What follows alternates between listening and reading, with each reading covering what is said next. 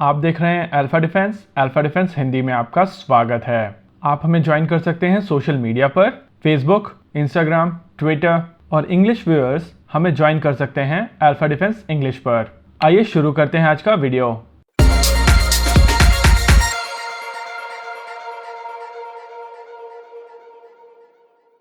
आज के इस वीडियो में हम लोग बात करेंगे मिग-29 यूपीजी के बारे में और समझने की कोशिश करेंगे कि कैसे भारतीय वायुसेना मिग-29 के पैकेट में मिग-35 खरीद रही है।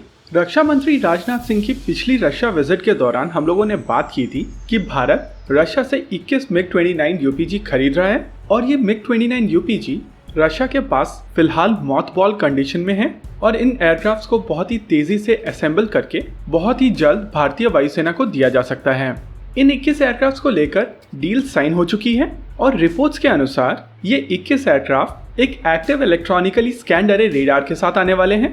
ये एक्टिव इलेक्ट्रॉनिकली स्कैन्ड अरे रेडार ज़ूक AE होगा और ये रेडार इन 21 मिग-29 को पूरी तरीके से मिग-35 के स्टैंडर्ड्स तक ले आएगा। भारतीय वायुसेना मिग-29 पहले से उड़ाती है और जब भारतीय वायुसेना ने मिग-29 लिए थे तो ये बेसलाइन वर्जन थे। कुछ समय पहले भारतीय वायुसेना ने अपने फाइटर जेट्स को मिग-29 यूपीजी स्टैंडर्ड्स पर अपग्रेड कराया था और ये अपग्रेडेड फाइटर जेट्स मिग-29M स्टैंडर्ड्स पर अपग्रेड किए गए थे।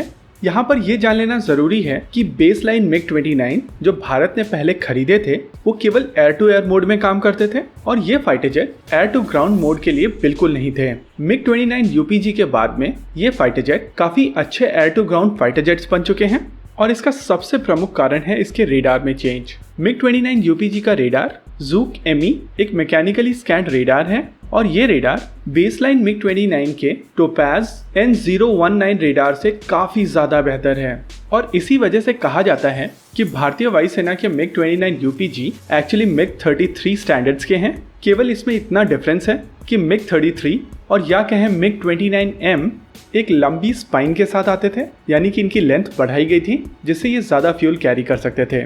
पुराने मिग-29 की तुलना में ये फाइटर जेट बिल्कुल ही नया फाइटर जेट था। इसकी एवियोनिक्स नई थी, पायलट इंटरफेस नया था, इसमें यूज़ किए जाने वाले इंजन्स RD-33 सीरीज 3 के थे जिनमें से स्मोक बिल्कुल भी नहीं निकलता था। इस नए फाइटर जेट की वेपन कैरिंग कैपेसिटी 4.5 टन ज़्यादा बढ़ चुकी थी और ये सारे के सारे अपडेट्स एज सच भारतीय वायुसेना के मिग-29 में गए हैं जिसके बाद ये मिग-29 यूपीजी बन गए हैं। और इसी वजह से अगर इस फाइटर जेट को यानी कि मिग-29 यूपीजी को मिग-35 से कंपेयर किया जाए तो मिग-35 के पास दो एडवांटेजेस हैं। पहला एक्टिव इलेक्ट्रॉनिकली स्कैन्ड अरे रेडार और दूसरा RD-33MK इंजन। ये RD-33MK इंजन भारतीय नौसेना के मिग-29K में भी यूज किए जाते हैं। मिग-35 में यूज किए जाने वाले RD-33MK इंजन RD-33 सीरीज 3 से यानी कि मिग-29 यूपीजी के इंजन से 7% ज़्यादा थ्रस्ट जनरेट करते हैं और साथ ही इस इंजन में full authority digital engine control है जिससे इसकी एफिशिएंसी काफ़ी ज़्यादा बढ़ जाती है। जब मिग-29 को अपग्रेड किया जा रहा था मिग-29 यूपीजी स्टैंडर्ड्स पर तब इन फाइटर जेट्स में नए इंजन्स का प्रयोग नहीं किया गया था और इस वजह से इस फाइटर जेट के पास में एडिशनल पावर नहीं थी एक्टिव इलेक्ट्रॉनिकली स्कैन्ड अरे रेडार यूज़ करने की।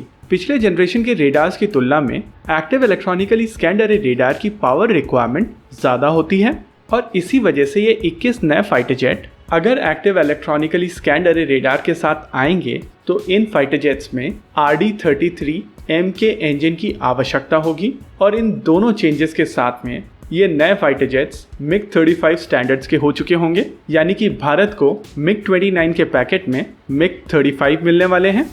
अगर बात की जाए भारतीय वायुसेना की Russian air to air missile inventory की तो ये भी इम्प्रूव हो रही है और कुछ ही दिनों पहले भारतीय वायुसेना ने R-77 मिसाइल का लेटेस्ट और लॉन्ग रेंज वेरिएंट खरीदा है, यानी कि ये मिसाइल्स इन नए फाइटर जेट्स पर भी आएंगी और क्योंकि ये एयरफ्रेम्स ऑलमोस्ट नए एयरफ्रेम्स हैं, ये फाइटर जेट्स भारतीय वायुसेना के बेड़े में साल 2035 से आगे तक बने रहेंगे और इसी वजह से भारतीय वायुसेना के पास में एक फ्लेक्सिबिलिटी होगी कि भारतीय वायुसेना 36 और रफाल लेकर टोटल नंबर 72 तक ले जाए और कुछ और एयरफ्रेम रशिया से प्रोक्योर करके ये MMRCA की रिक्वायरमेंट कंप्लीट कर ले।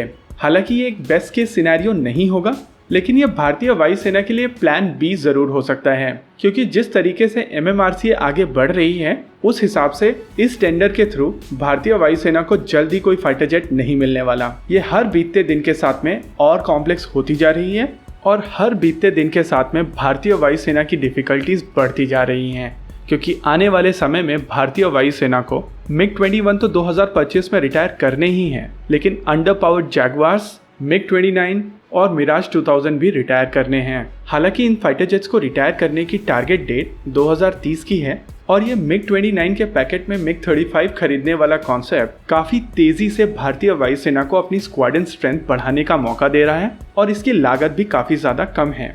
ऐसे में भारतीय वायुसेना को इस मौके का जितना फायदा हो सके उतना उठाना चाहिए। आज के वीडियो में रखते हैं केवल इतना ही। आपको क्या लगता है बताइए हमें कमेंट सेक्शन में। आगे आप कौन सा वीडियो देखना चाहते हैं बताइए हमें कमेंट सेक्शन में। वीडियो को अंत तक देखने के लिए धन्यवाद। अगर आपको वीडियो पसंद आया हो तो आप इसे अपने दोस्तों के साथ जरूर शेयर करें और अगर नहीं पसंद आया तो बताइए हमें कमेंट सेक्शन में आखिर क्यों। देखते रहिए अल्फा डिफेंस। धन्यवाद। जय हिंद।